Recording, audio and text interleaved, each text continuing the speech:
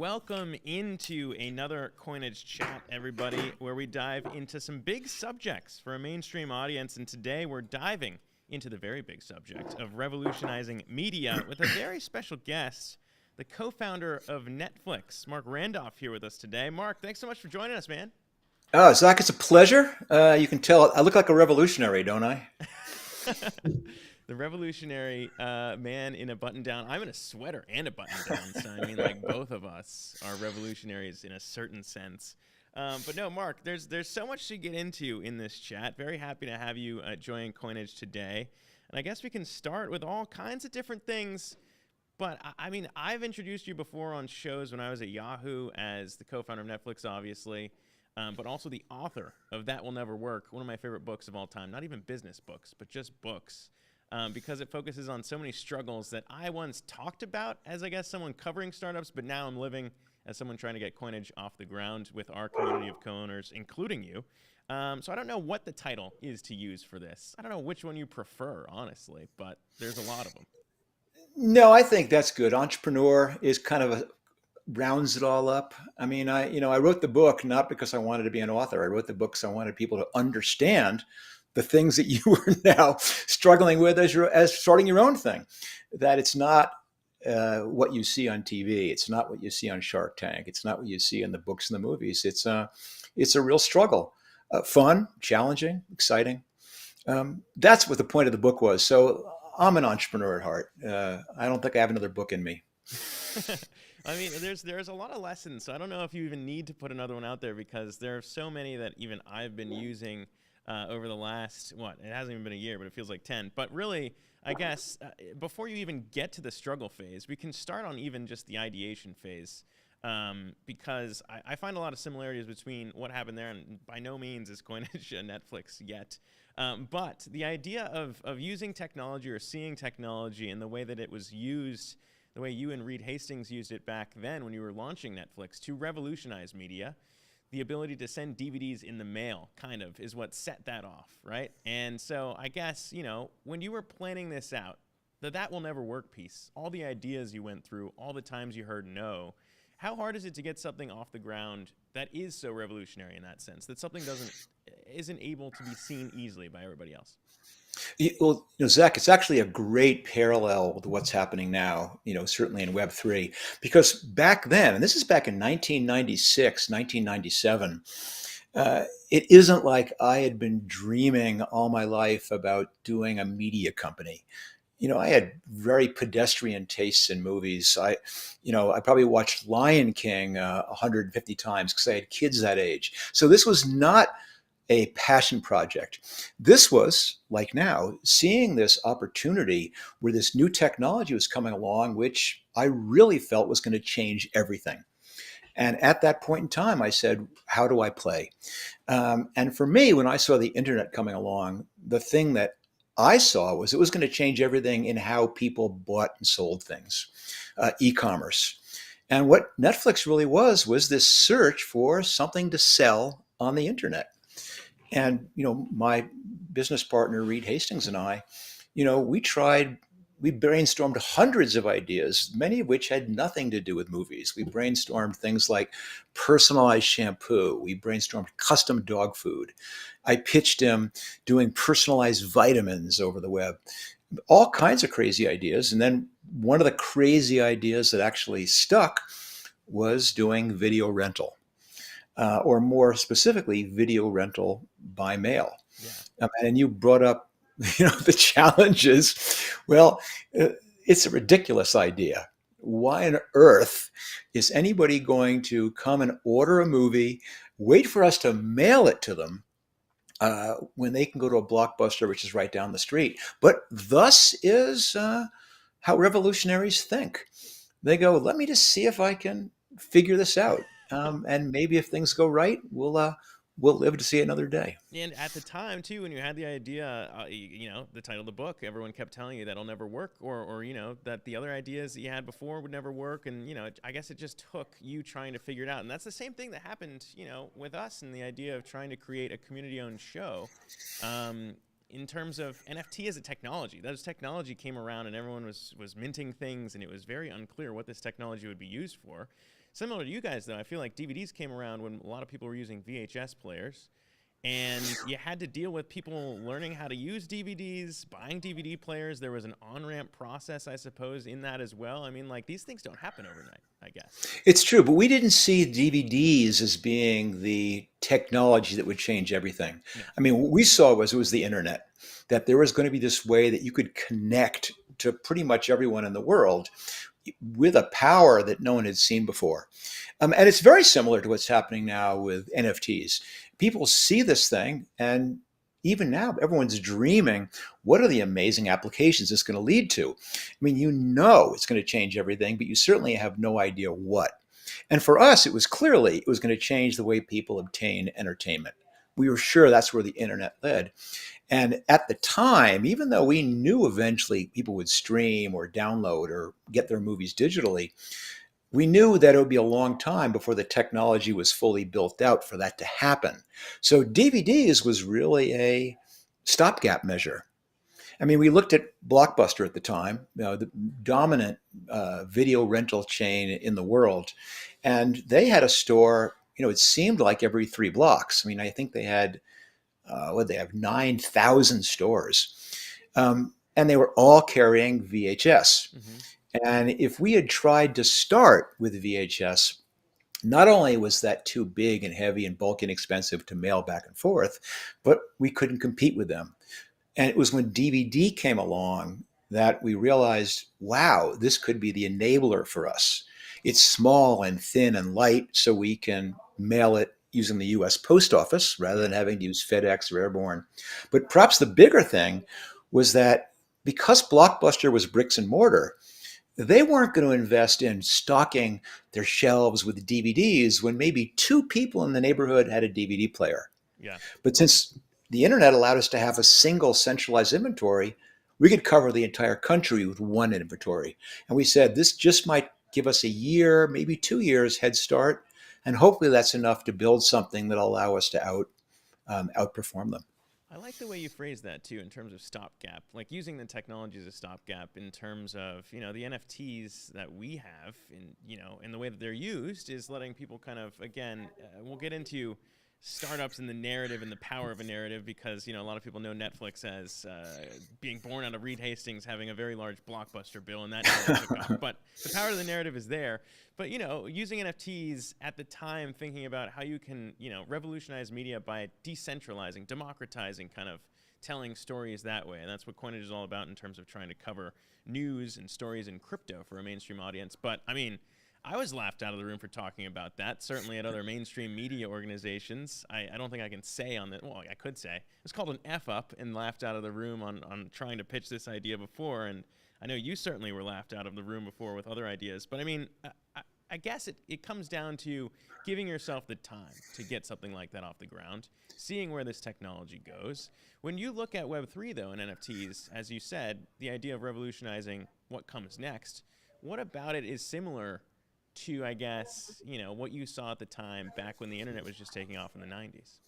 So before I even jump into that, and I do want to jump into that because I think it's remarkable the similarities between then and now. But I do want to say, I'm going to warn you, Zach, that all the directions you think and envision your company's going to go, it's not. Yeah. You're going to bump into things. The technology is going to change. The market's going to change. What you're doing is trying to build something for now, not because what you're doing now is what eventually is going to scale over the next 3 to 5 years. What you're doing now is going to give you permission to take that next step once you realize what it is. And that's one of the most amazing things about doing startups, especially in a developing technology, is you have no idea what the future is. I mean, so many people who are eventually going to be using Web3 or using blockchain or using NFTs to access the types of media that you're able to present aren't using those things now. You've got to bring them along with you. You may have to bring them along in a simpler way than eventually they'll be able to use. But that's what makes it exciting. But anyway, the other thing I think is exactly what you're pointing out, which is that what made the internet so amazing back then was how you could dream in every single piece of commerce you looked at. Forget commerce, everything you looked at, you realized, wow, with the internet, it's going to be done completely differently. And the opportunities that present were just so overwhelmingly exciting. The challenge wasn't what do I do? The challenge is how do of the 150 things which seem like they're exciting to me, how do I pick the one and focus on it? And I quite frankly see the exact same thing happening right now with blockchain. Um, it is, no exaggeration, going to change everything. Every single business that we think of, every single, forget business, everything we think of is going to have a new and I believe better application um, once that moves more into the mainstream. If I was a younger man, I mean, I would absolutely be going full bore into that. And what makes it especially exciting, besides the opportunities are there, is I quite frankly love all the uncertainty. I mean, you look at some of the models, look back at all the companies who started back in 1998 who had the exact same enthusiasm that this internet thing is going to change everything. Hmm. And out of the 1,000 companies, out of the 10,000 companies that sprang out, what, a handful are the ones that ended up making it and scaling. Yeah. You know, the Googles and the Facebooks and the Netflix and the eBays. There's a handful of them. And then going further back, I mean, I've heard these analogies of back at the dawn of the automobile, there was 600 or 700 car companies because everyone was going, oh my God, this beats the shit out of horses. Everyone's going to have this thing. Yeah. And everyone in their backyard built a car company. And of course, 5 or 10 years later, there's 7 of them. And I think something similar is going to happen with blockchain. We're going to have this incredible industrial revolution where all of a sudden everyone is realizing we can do everything we're used to doing in this horribly centralized way, in a decentralized way, with great transparency. Um, and not everyone's going to make it, but the ones that do are going to be so profoundly impactful. And I think Yeah. part of that hope that what we build can be part of that is what makes this so amazing to I me. think so that's maybe a good thing to do and back up and look at kind of the lens of that, right? You mentioned a couple things in terms of transparency and, decentralizing a lot of this stuff, just blockchains in general, right? Which kind of proved out why you might need that. Then there was kind of, as prices ebb and flow, I think some of the bullishness and bearishness come in and out. But if you get back to, I guess, fundamentals of why this exists, why the technology exists, and how it can be applied to any industry, you and I are both media guys, so we're talking about it being applied to the media space. I guess, what is it that you think is the biggest thing that it unlocks? Because, I mean, for us, it's like, me especially coming from news, we were talking about the idea of citizen journalism and what that can do, and bias, and the perception of bias, right? In terms of, oh, I don't believe that story because it came from this news outlet or whatever. But if we have a community-owned cooperative model for news media, perhaps that could eliminate bias in a way that lets people trust the thing a little bit better. So that's kind of what we're leaning into. But I wonder if you watching this see kind of all of those things in terms of transparency being applied to the media space differently, or what it could unlock there. Yeah, first of all, I wouldn't consider myself a media guy necessarily. I don't follow it as closely as someone like yourself who has been immersed in it for so long. But I certainly agree with you. I mean, we all go, woohoo, we've gone from, 7 outlets to 700 outlets, but that's still remarkably centralized. And it still becomes a lowest common denominator game. And it still leaves us subject to tremendous bias. Um, well, yeah, what the hell? You look at Fox or look at CNBC. There or New York Times, very, very clear viewpoint. And you can buy into some as being better than others, and that's fine, but you're buying into that viewpoint. And I think this is the blockchain is an incredibly great, media is a great example of how decentralization and transparency can disrupt something. How it's going to look in 3, 5, 8 years, I haven't the slightest idea. Oh, And I don't think anybody does. I including Coinage. Yeah. You're going to take a swing at it, and what's going to happen is, if you're lucky, you're going to have gotten 60% of it right, enough that you go, whoa, we're onto something here. We have some traction, we have some momentum. But wow, we kind of look what's happening just 20 degrees to our left. And then you swing over, and then you learn something new, and you swing back 30 degrees to the right. And it's that narrowing in. I mean, look at Netflix started out with a DVD rental by mail. Um, now it's a streaming company. It's all over the world. It makes its own content. I never saw that coming, except in the most generic sense that eventually we're going to be watching content over a wire or through the air rather than having it mailed to you or buying it in a video store. Yeah. But how it was going to happen, I could never have envisioned that. And I feel the same way here. It's just so obvious to me as an entrepreneur. It's so obvious to me as a media consumer that the current model is almost debating whether to use the word broken, but I'll use the word broken, but maybe it's suboptimal, Yeah. that it could be so much better. But I don't look at it's not just media. I mean, look at how you buy and sell a house. That is just ridiculous. I mean, I don't know if you bought property lately, Zach. My God, it's like 200-page stack of documents and paying title fees and companies, and that's ridiculous. And the Buying and bank and selling a all the car. stack of everybody in there having to check it all. It takes too long, and there's too. Yeah, no. I mean, obviously, there's a lot of innovation. I think across the board, the blockchain technology will eventually be used on. It's just like on ramping and getting people to figure out how this works is going to take some time, and obviously, that's not overnight. But We I think, don't. Before we came on the air here, we were talking about community, and part of what builds blockchain is community. But it's not necessarily because it's some fundamental requirement. It's that because if we want these things to really change the world, we've got to bring the world along with us. We have to tell them this is not just about you getting a better way to decide what show you want to watch, or what the news should be. It's you've got to understand how to use this technology. And it's our job to help bring you along, to teach you, to make the rest of the world realize this is not all about bored apes and speculation and Bitcoin billionaires. It's about fundamental utility, that it can do things that are different. And let us show you how this works. yeah, I'm glad you mentioned the utility piece because that is kind of where we try to differentiate, I think, with what we're building, right? And we can get into the narrative piece and why that's so important for any startup, not just a crypto startup, not just someone in media, but for any startup at all, really honing in on that narrative. And you guys switched, I think, a few times. I was rereading the book last night and diving into the marketing message of having the world's largest DVD collection was originally kind of the big selling point for Netflix. It pivoted a bit in terms of a new model around not having to deal with, late fees.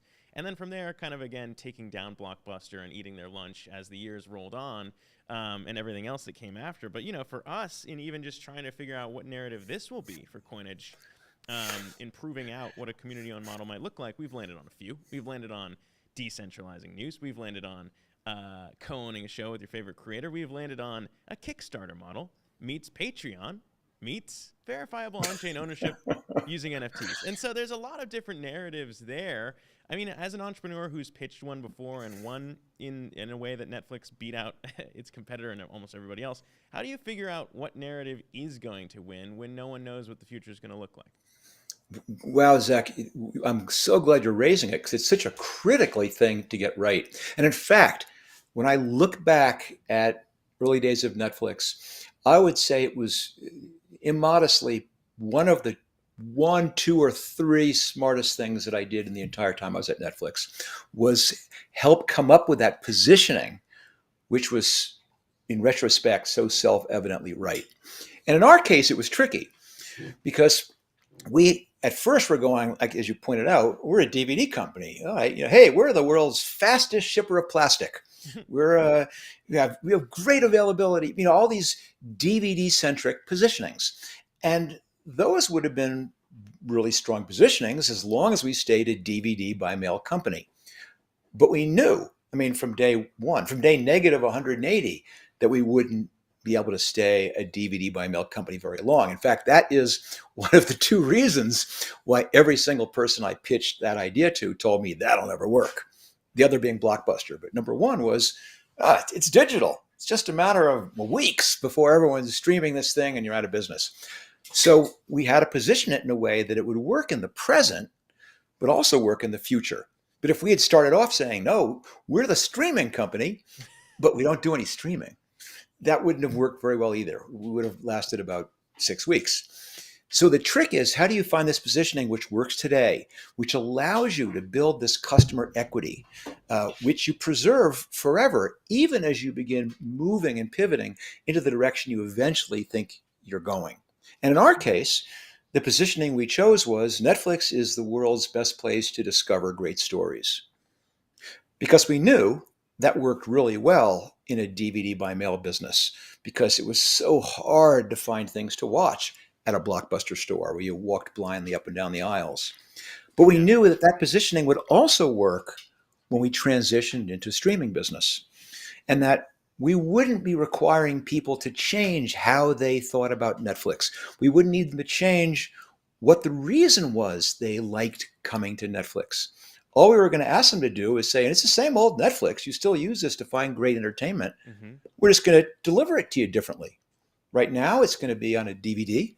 I know pretty soon we'll be able to stream it to you, and maybe in 10 years we'll beam it, telepathically into your filling. But the company still stands for the right thing. Yeah. Whether we're licensing other people, buying other people's DVDs, whether we're licensing their content to stream, whether we, I've got a visitor. For those who are on the spaces with us now watching live on YouTube, we got a dog on the spaces now. Marc Randolph, Excuse me, dog son, rolling I'm in here. working. Hey, that'll um, happen. That'll but happen. you get the idea. But it's like that positioning of getting that right was so critical, and that is the challenge I think you're going to have. Is Well, what you're doing right now, as I keep pointing out, as my advice to you, Zach, is going to be different than what you're doing in 6 months, 12 months, 3 years, 5 years, and finding a positioning which resonates with people today, but will still be valid then, yeah. allows all the equity that you're building in people today on this live stream No, it's is true. going to be valid later. I think it's absolutely right, and I think you put it well in terms of sticking to that mission that guides it, whether it's plastic in the mail, whether it's streaming. For us, it's similar in terms of like breaking down the wall between a content creator and their audience to create better content. In our case, covering crypto, no one knows what the hell is going on in crypto. It's impossible. Changes all the time, and keeping up on everything is not one person's job. It's not even one newsroom's job, honestly. I think. It's really like if you decentralize that job across a bunch of NFT holders, people in your community, that's something that I think we can do better than I was ever able to do at any mainstream media organization before. But also, to your point, it's something that can become a way to create better content, whether it's in crypto news, whether it's in food or travel or anything. And that's why it's been exciting to kind of pioneer this and have you as one of the first people to mint and co-own with us.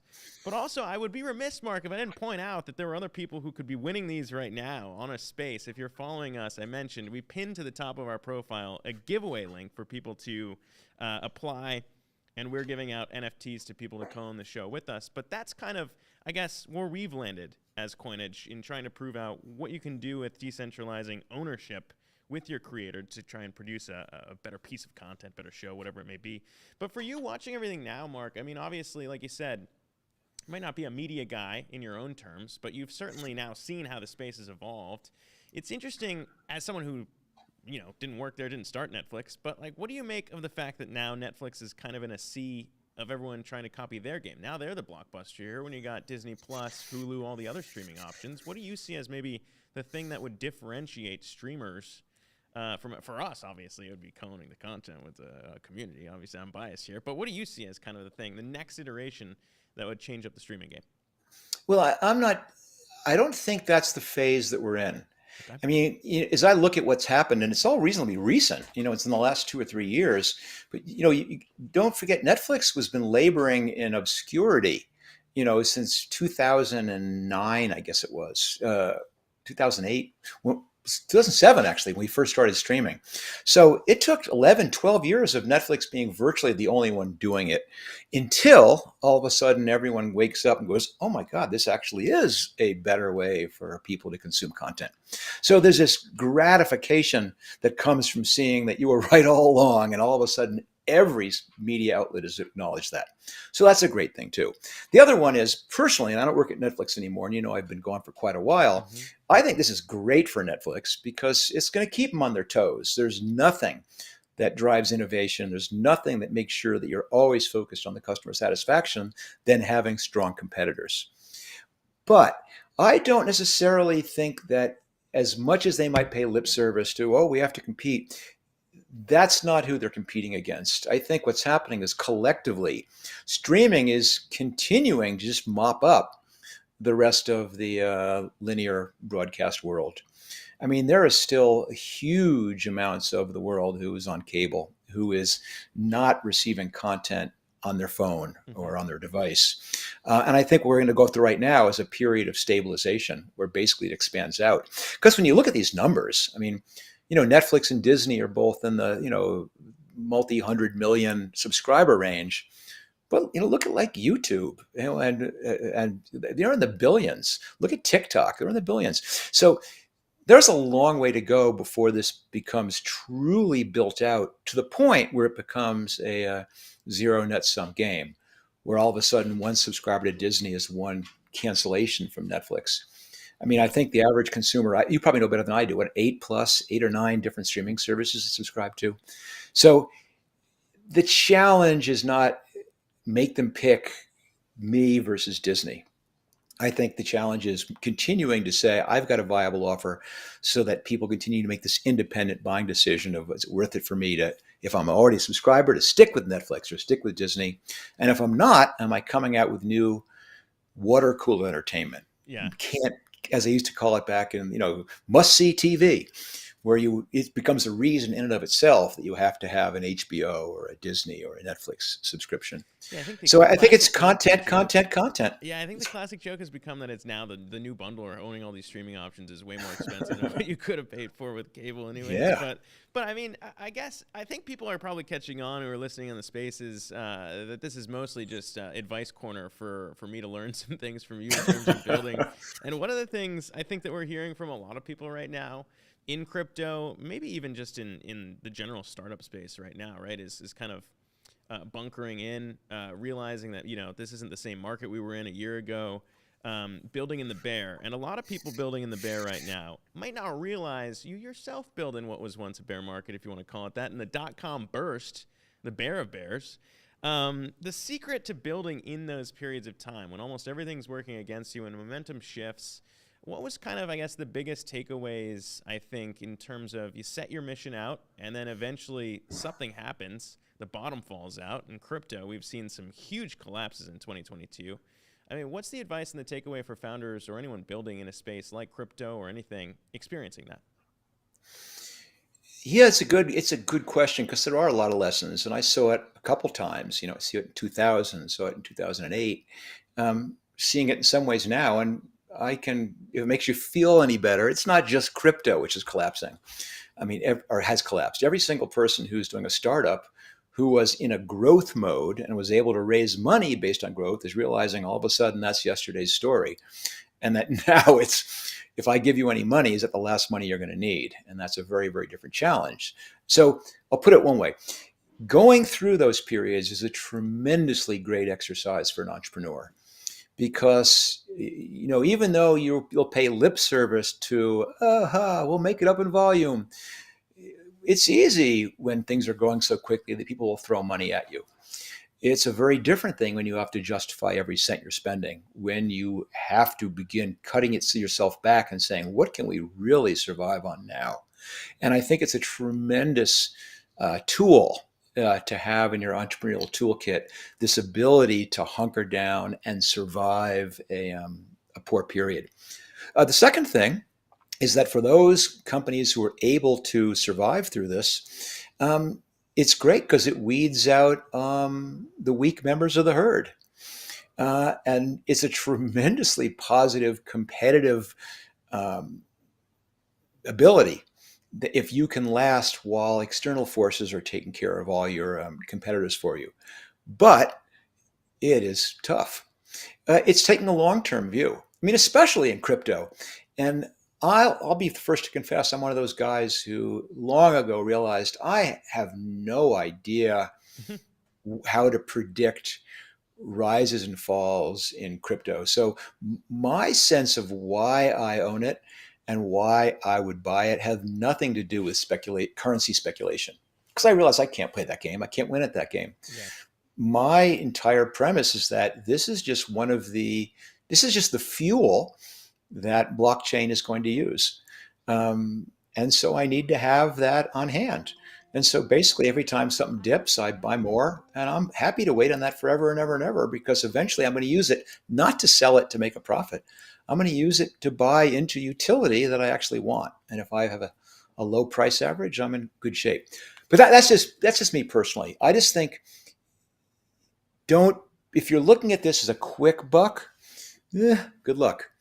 Um, but if you're looking at this as a long-term fundamental tool, that's not going away. What we're seeing fluctuating is people's short-term confidence. Yeah, I think that that's also kind of one of the things that I experienced too, and this is getting way into the weeds, and I apologize if we're getting too off course here, but that was one of the things that I saw in terms of the way that, cable networks that have to cover news and markets, you want to cover on the day-to-day moves because you have to. You got to fill a day's worth of air. But if you're trying to explain something as complex or complicated as crypto, it doesn't really make sense to do that. So at Coinage, we never really have focused in on price moves for that reason, is because where the real money's made, I think, or at least as I've seen it, is when you start to understand how a project works, what it's trying to solve, why it's better than the other solutions out there. And we've highlighted a few of those projects and look to highlight more. But that's essentially the way that I've seen it, right? In terms of, okay, why is this better than anything that came before it? And what does the technology do? But explain it in a way that anyone can understand, including my mom. And that's what we've kind of focused in on. But I guess if there's a self-serving question to ask there too, and I think I pointed this out maybe once so far in the space, is that, you minted one of our NFTs to co-own the show with us. There are people right now, I believe we have 2 winners who have minted, who have been selected to co-own the show with us on this space since we started. But was there a certain thing that stood out to you when I reached out to you? I think it was in the summer? It's like, hey, Mark, we've got this thing coming up. We're trying to do a community-owned show. If you mint it, you can co-own it with us. It's kind of the way that we're getting it off the ground. I mean, was there something that stood out to you in that, or was it just, you were dipping a toe into Web3? I think I saw there are a few other projects you had been involved in. It's a self-serving question, but was there something that stood out? No, well, hey, I thought question number one as a journalist was never ask a question you're not sure what the answer is. So That's right. You're just lucky I'm not soft. saying it's because you leaned on me, pal. No, but it's not the reason. It's that, actually, I'm going to make you hold for 1 second while I close this blind so I'm not blinded. Yeah, close the blind. Don't close go the away. Blind. Oh, we'll build the suspense. I can talk. There we go. That's much better. Look at that. So there's a couple. There's a very specific reason why I bought into Coinage. So the big one is my whole excitement about Web3 is utility. I'm not a PFP speculator. I'm really excited about what it can do. And so the projects that I get in are not because I have some fundamental, deep, long-term understanding that I'm making a bet that media is the one that's going to be transformed. I'm going, I don't know what the hell is going to happen. But the best way for me to really understand what's going on is to have a stake in people who are taking shots at different categories. And when I saw what you were doing, I go, this is fantastic. He is addressing something, Coinage is addressing something which is self-evidently broken. He's addressing something which, wow, Web3 is perfectly suited to disrupt and do better. And so buying into your project was my opportunity to go, let's see where Zach and company take it. And that's the premise I've used for all the other projects that I've invested in. I don't speculate. I'm not buying them because I hope to sell them. I'm buying because I get to have a front row seat this way in watching someone try and really challenge the status quo. And I want to see where they take it. So no pressure, Zach. But I expect great things from you. But this is the way I've learned it. Listen, I tweeted something recently and I said, basically, when I have an idea, my basic plan of attack is no plan, all attack. And when I'm trying to understand Web3, I just leap in. I don't study. I don't build a plan. I don't have some investment thesis. I go, let's just do some stuff and see how it feels and see what happens. And I think yours is especially interesting. So it's part of the Marc Randolph, let's see what happens investment strategy. Well, first off, I've thanked you a few times, but honestly, I thank everybody who does mint just because it means so much in terms of, this is an experiment. We make no promises about where this can go, certainly. But I mean, and I'm not a VC. I've never really thought about writing checks aside from friends, and it's the same thing. It's like, I'll take a shot. We'll see what this person can do in this field.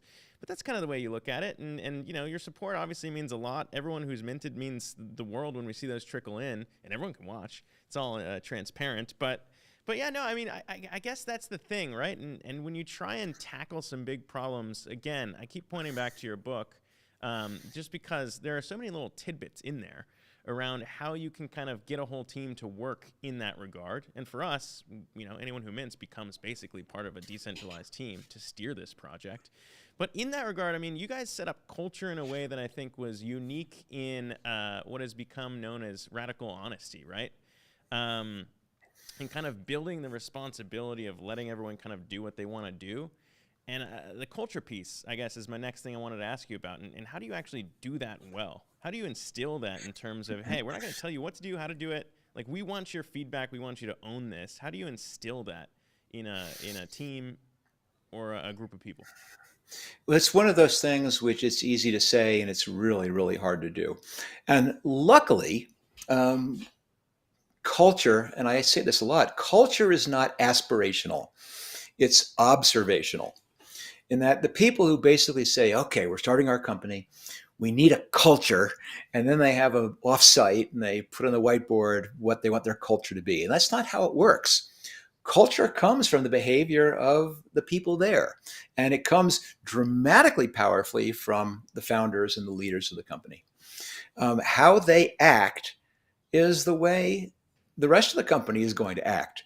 It sends a tremendously powerful signal about what you believe in things like honesty, what you believe in how you should treat customers, how you should treat other employees, how you make decisions.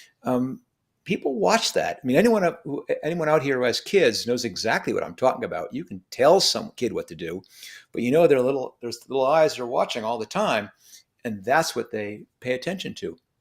So what you can do actively is begin to say, is my behavior the things that I really want this company to be?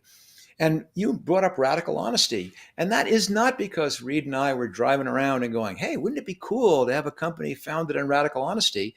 It just happened to be the way that Reed and I have always treated each other. It's the thing that attracted us to each other when we first met, that we both realized we were people who didn't believe life was too short to shade the truth, or to not tell someone exactly what you were thinking, or to be afraid to tell someone what you thought of them to their face, and instead told people behind their back. It's just the way we acted. And so at first, we'd be in a meeting and we'd be back and forth like cats and dogs arguing about something. And you could see everyone leaning back in their chairs going, why is mommy and daddy fighting? But then you'd realize that we'd finish because we had gotten to this point. We realized that one of the things was self-evidently right. We'd immediately forget which one of us was arguing what side, and we'd both enthusiastically embrace whatever that solution was. And people see that and realize that it's safe and it's okay. And I'm not saying everyone has to do radical honesty, because it won't work if that's not what you believe is important and the way you like to act. Yeah. It sounds stupid to say that, but it's okay. Listen, sometimes in families, radical honesty is not the way you behave. You're polite, and you can run a company that way too. That's not the way we did it, because that's not how we were. But it's a very powerful thing. Yeah. And the other big premise about Netflix's culture that came basically from how Reed and I behaved is we did not believe in telling people what to do. We didn't believe that was tremendously demoralizing, that it was so much more powerful to tell them where you wanted to be and when, and let them figure out how to get there based on the skills they had and the obstacles they ran into and what they had to do to make it happen. And those two things, that was called freedom and responsibility. But radical honesty and freedom and responsibility ended up being these remarkably powerful things, which actually, in my opinion, contributed probably more to Netflix's success than almost anything else, because it allowed us to attract and retain amazing people. Because surprise, surprise, people who are really, really competent would like to be treated like adults. What a revelation. They have a lot of options Yeah. and places to go too. But I feel like, that's one of the things that's overlooked all the time is culture.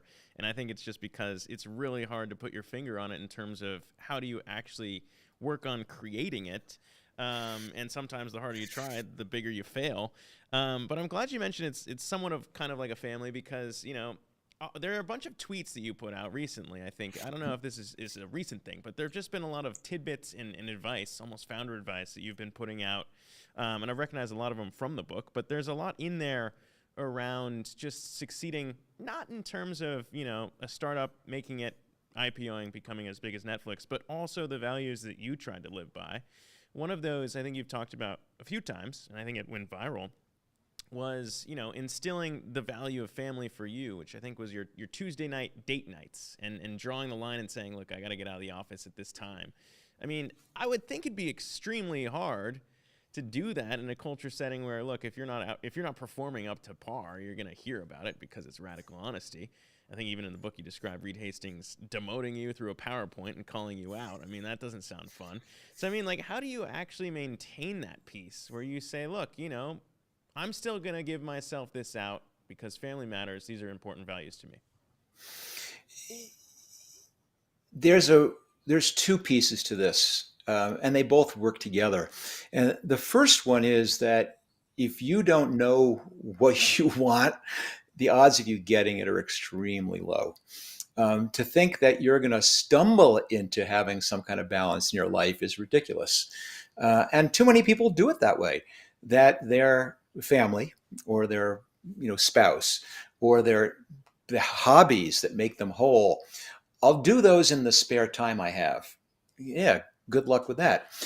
I was just lucky that I realized pretty early in my life that I did not want to be, as I said in the places, I did not want to be the guy who was starting his seventh company, but also on his seventh wife.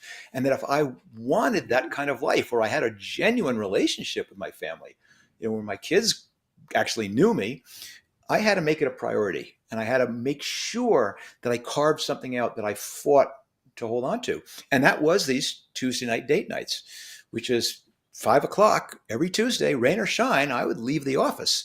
And if you had to talk to me, well, we're going to talk on the way to the car. If there's a crisis, it gets wrapped up by 5. But nothing gets in the way of that. But the second piece was the more amazing one, which is you realize that so many of the things you do as a founder are unnecessary. You're up at like 2 o'clock in the morning and you're proofing the fonts in a presentation. And I hate to break it to you, you don't lose the deal because you didn't get the fonts correct at 2 in the morning. You lost the deal 3 weeks ago. So recognize that you can cut back and you can make space in your life for these important things. And it genuinely won't compromise your business performance. In fact, it makes it better because it allows you to put things in perspective and allows you to come in motivated and be able to do this over the long term. And probably the most amazing thing, Zach, you alluded to the virality of it. I posted that on LinkedIn a while ago, and it has, to counting, something like 20 million plus views. And it's because it resonated with people, that many people went, oh my gosh, that speaks to something that I'm trying to do. And I think it's a really important lesson to say that, don't look to say that business is the only thing that's important. Don't look to say if I'm successful in business, I'll be happy. Yeah, I did 7 companies, but the thing I'm proudest of is not the companies. It's staying married and having my kids know me and still getting out and being able to backcountry ski and kayak and mountain bike and those things. Yeah, that's hard. It's something. Well, it is hard, and it's something that you're right. I think it resonates with a lot of people because it's something a lot of people struggle with, myself included. It's really tough to kind of balance all those things, especially when you're so focused on, as you said, getting even those little tiny things right. It's easy to fall into that trap. But I feel like let me give you an analogy here quickly. This is just for this live stream here, not one I've talked a lot about. So the problem is, and Zach, you're right in the middle of it, is that it's easy for me to say, oh, every Tuesday, just get out of there at 5. And it's not 100% possible, 98% possible. But the analogy is this: I don't know whether you've done. I used to triathlons a lot when I was a little bit younger. And on the swim, it is a shit show because you have 300 people who plunge into the ocean at the exact same time, and they're kicking, and your goggles are knocked off, and you're swallowing water. And what you learn is that if you want to survive for the swim portion of a triathlon, you've got to sprint for the first 3 or 4 minutes. You got to get yourself far ahead of the pack that you can then relax and hang on for the full 1.2 miles, or whatever it is. And a startup is like that. There's points where you have got to sprint And yes, I would do my date night, and it's 9 o'clock at night. I'd be back in the office, and I might be there till 2, because I was doing the sprint. And then eventually you get to the point where you go, okay, I can now catch my breath, and I know I can't sprint forever. I will lose it. I've got to now settle down, but I've got myself some breathing space. And Yeah. there's some hope for you. Well, I like to hope, and it's also true because I was envisioning. I mean, it's nice to end on the hopeful note because in my head, I was just seeing myself drown a bunch of times. I think as I was listening to that story, it's a sprint, but it's drowning in a bunch of different ways. But no, I mean, I think that's one of the elements that I go back to too on your other thing. I don't know if this one went nearly as viral, but it hit home for me. It was just kind of the idea of no one's going to steal your idea, right? Which to me was just like, look, everyone has ideas, but how many people actually go act on them, and who's going to get them out there? And no one's going to steal them because it's a lot of work and it's hard. And, I think that that's one of the elements that comes through as much as, people hear that will never work, but also no one's going to steal your idea because no one's going to do it. Either A, they think it's not going to work, or B, it's too much work. So, I mean, in that sense, what is kind of the advice that you've given to other entrepreneurs out there just in terms of get going, get started, test it out, see what happens? And I think that that's maybe one of the coolest things about Web3 in that a lot of the projects don't have the full utility or the full use case built out yet. They have an idea or maybe some artwork, and they want to see what happens when they build the community first, and that's half the pie. That's half the puzzle. I mean, I wonder if that's even truer as you look at maybe what's been going on in crypto.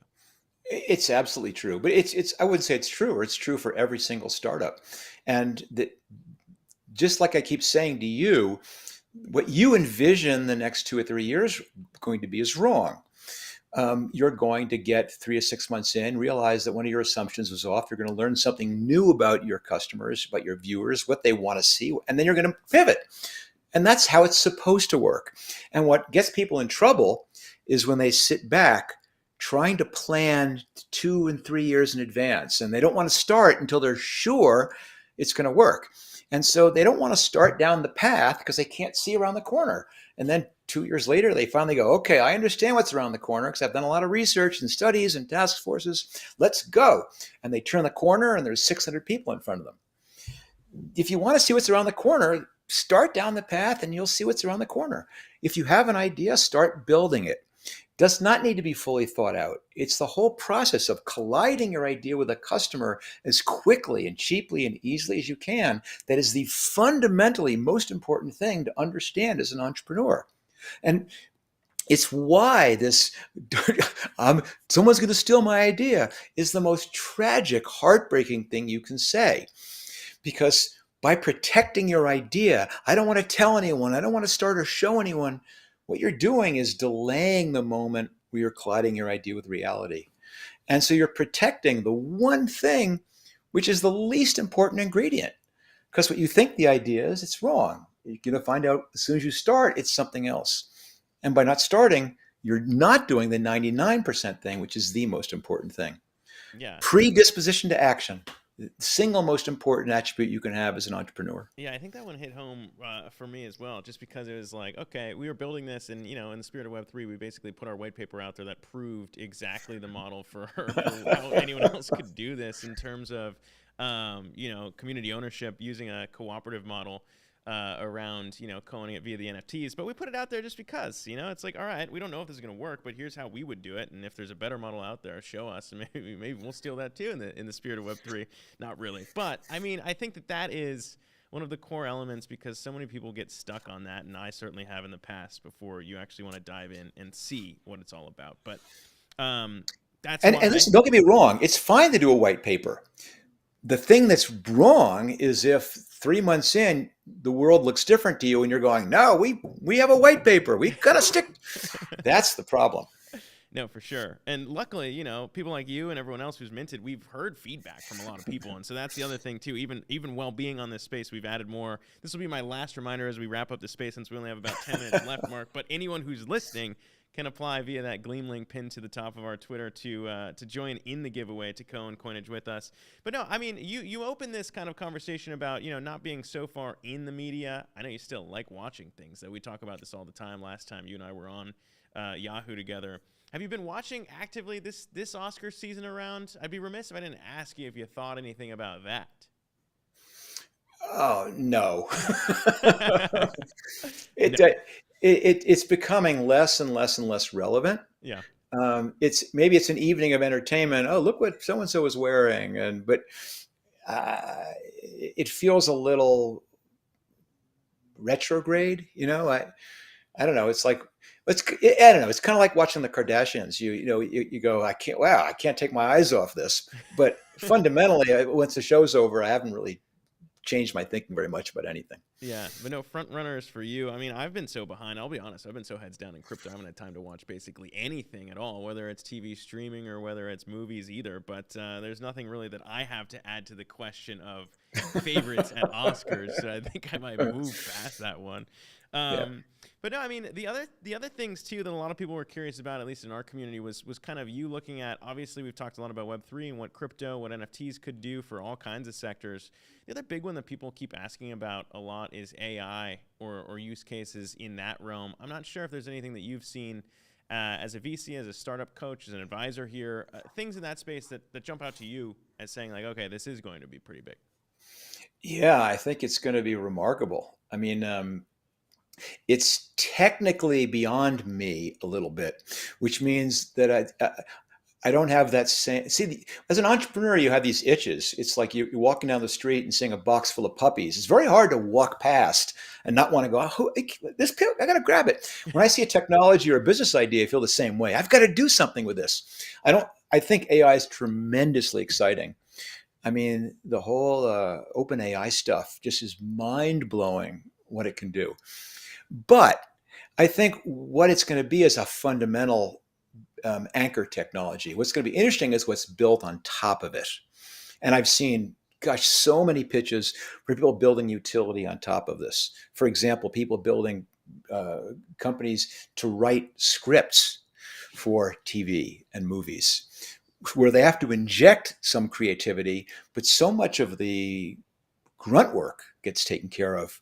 I mean, one of the best analogies I heard, this is not from me, just very clever, was that basically OpenAI and AI is kind of like a calculator is to math as it is to video and words. Mm-hmm. It basically takes a lot of the things we used to do with a slide rule, not we, our parents used to do with a slide rule and long calculations, and now goes, that part's taken care of. It frees us to have higher level thoughts and creativity. And I think it's going to do that as well. It's going to free up a lot of the mundane and allow us to be even more creative and more powerful. And it's going to create a whole new generation of companies that are built on top of that to Yeah, I do think specific domains. Yeah, I think it's similar to kind of the argument that everyone has made for self-driving cars for a long time as well, in terms of freeing us up in a lot of mundane activities. But we've been going for about an hour here, Mark. I guess we can wrap on kind of, we talk about disruption there in that sector in AI and automation, but to bring it back into crypto as Coinage looks out at the crypto landscape, I mean, are there other things that you yourself, I mean, you talk about Bitcoin, you can talk about Ethereum. I always get asked about kind of what are those projects that you see on the roadmap, and again, that's kind of why we're here, to crowdsource and ask communities about things that they're interested in and things that they see on the horizon that are worth kind of taking a second look at. We were looking at your wallet for other projects that maybe Marc Randolph had minted too before, and I don't know if there's anything else out in there that you like, but what do you see, I guess, when people ask you and they say, oh, I didn't even know you were interested in Web3? No, and the public wallet you see is pretty trivial. Let me have your stuff's there, but no, I don't. I'm not right now. I'm more. And I'm not ready to talk about it in detail. I'm more heads down on some ideas I have for some projects that I'm working on personally, rather than spending a lot of time. Again, this is not about, my interest is not as a investor. My interest is personal curiosity and learning. And so right now I'm really kind of digging into some of the more interesting technological things that I want to apply. So I can't give you any good hints there. Sorry about that. But that's all right. Watch this space. Have you come back. Watch this space. Yeah, that's what we're saying. We'll do another one of these bad boys with Marc Randolph again here as we kind of wrap up. We'll tease ahead to that then, I think is a good way to end it. Well, let me. I hope you don't mind me doing a couple of quick plugs here. Of course. So, two things. I can't possibly thank you enough for all the great words you said about the book. It's honestly so good. I don't say that about a lot of books because I don't read a lot of books. I'll be honest. I That haven't read a book in like 2 years. Yours is the last one I read. well, for people like Zach, it is available as an audiobook, so you can listen to it. There you But go. it's great. But the other place, listen, if you don't have time to read a 300-page book, check me out on Twitter. Check me out on LinkedIn. A lot of the stuff you heard me talking about tonight, I would share pretty constantly in those. And if you don't have time even for that, you can find me on TikTok too, where I'll be going off in a totally different direction there. But thanks for the opportunity, Zach. This is it's been really, really fun. No, appreciate you coming on. I always love chatting with you, man. Honestly, you put a lot of like big ideas, you distill them down, and they're ones that I remember, and I have a terrible memory. And as I said, I wasn't just blowing smoke. I mean, it's a really good book that will never work. I encourage everyone on the space to check it out. But Marc Randolph, appreciate you coming on, and appreciate you honestly being in the Coinage community as well. I'll also plug we have another Spaces tomorrow at 11 a.m. Eastern. With Avalabs' John Woo, Akash Network's Greg Osturi, and a few other guests coming up. A big announcement to be had on that tomorrow, so tune in for that. But Marc Randolph, appreciate you joining us again, sir. Be well, and thanks again to everybody on the space for listening.